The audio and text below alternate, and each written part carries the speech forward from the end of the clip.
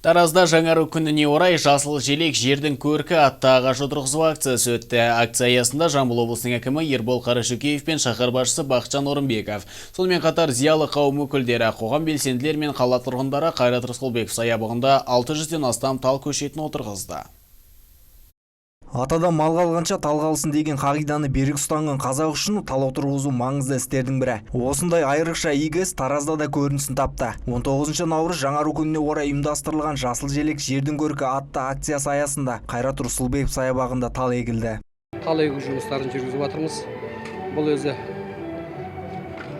болашақта қаламыздың көркі сәні келу үшін мынау жастардың демалатын орны арғай сәулеттене бергеніне өз үлесіміз қосудамыз.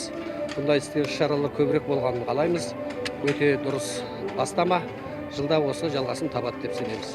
Акцияға жастар да белсене қатысуда. Олардың айтуынша, өздерінен кейінгі жас ұрпаққа үлгі болып, қаланың көркеюіне үлес қосып жатқанына қуанышты екендіктерін жеткізді. Үлкен кісілерімізден үлгі алу арқылы біз осылай сол кісілермен біріге отырып, тал егіп осындай өзіміздің табиғатқа деген еңбегімізді сіңірудеміз. Барлық жастар ол Тараздың жастары болып, осылай өзіміздің үлесімізді қосып жатқанымызға қуаныштымыз. Жалпы биыл қаланы көгалдандыруға көп көңіл бөлінбек. Жауаптылардың айтуынша ағымдағы жылы Таразда 40 мың тал егіледі. Ал наурыз-мамыр айларында 4100 дана жабық тамырлы әртүрлі ағаш отырғызылады. Қанат Күзберген, Нұрсұлтан Жураев, Мейрамбек Сағынов, Элдар Түстікбай, 24 News.